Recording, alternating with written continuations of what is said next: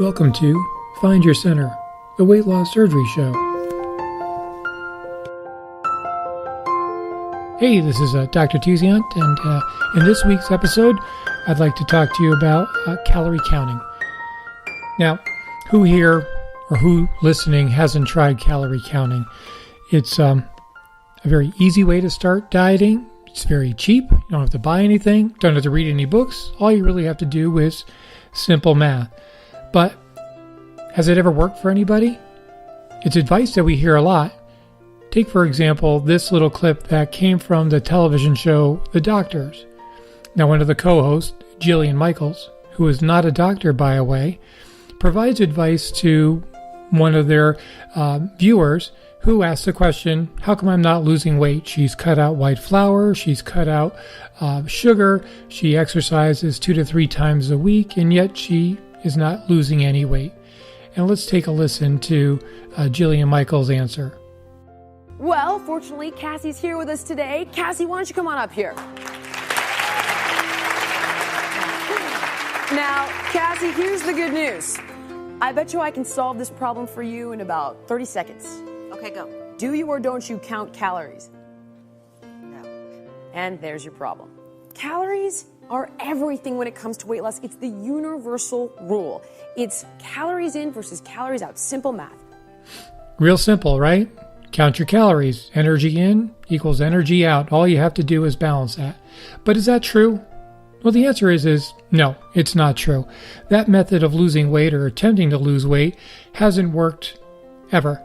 In fact, if that type of methodology worked, we wouldn't actually have an obesity crisis that we have now. So where did this advice come from? Well, it comes from the energy balance kind of an equation, which is really goes back to the first law of thermodynamics, conservation of energy. Energy can neither be created nor destroyed. However, the problem with this is that energy and mass are two separate things. In fact, if you're Einstein, or unless you're Einstein, that's the only way that you can kind of bring the two of them together through the equation E equals mc squared, or energy equals mass times the speed of light squared, right? So it doesn't really practically work when different things go on there. So again, where did we get this methodology of energy in equals energy out? Or more importantly, when did 3,500 calories become a pound?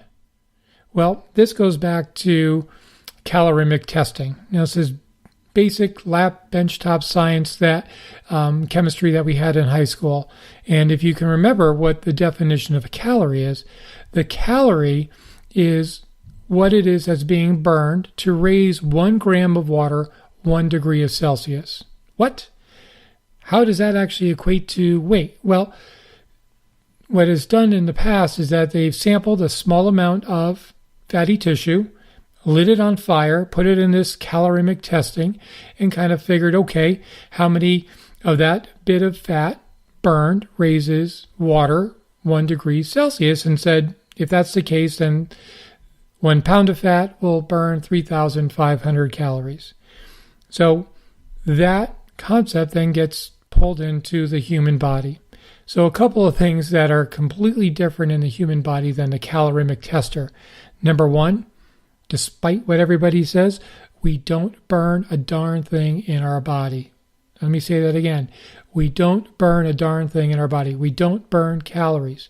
If we were to burn calories, we would be dead. We wouldn't survive that.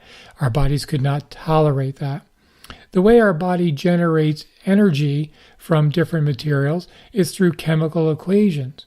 And different types of chemicals are funneled through different channels, through different hormones and different signaling pathways, which is very complex. Now, if you had the opportunity to listen to some of my previous podcasts, we've talked about the concept of fat mass set point, and the body's pretty good at defending that. And so simply going on a treadmill, walking a mile, and looking at your Fitbit or iWatch that says 100 calories burned, so I can now do that for X amount of days, I should lose a pound, doesn't work, hasn't worked, and shouldn't really get us frustrated because it's based upon flawed science. So some of the things that we should be doing, though, is watching what we're eating, but not watching the amount of calories that we're eating, but we should be watching the quality of food that we're actually eating, which is actually helpful for that, in making us a little bit easier to lose weight as well. So one last final kind of example as to why energy, calorie, doesn't equate to mass or weight. Take your cell phone, run it down to empty, weigh it, see how much it weighs. Now plug it into the wall and charge it up to its fullest extent. Weigh it now. And I will bet you dollars to donut, bad example from a bariatric surgeon, that your phone has not changed its weight at all. Because in this scenario, like the human body, energy and mass are two separate things. So if you eat a pound of salad, you're not going to gain a pound. However, if you eat a candy bar every day, which doesn't weigh a pound, you're likely to gain 2 to 3 pounds by the end of that week.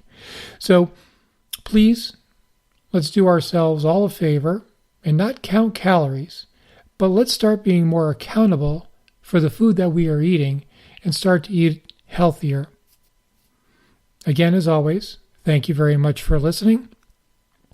Please stay tuned to our next podcast, where we're going to start to talk about weight bias and weight stigma. Thank you. Stay tuned for more podcasts from Find Your Center, the Weight Loss Surgery Show. Thanks for listening.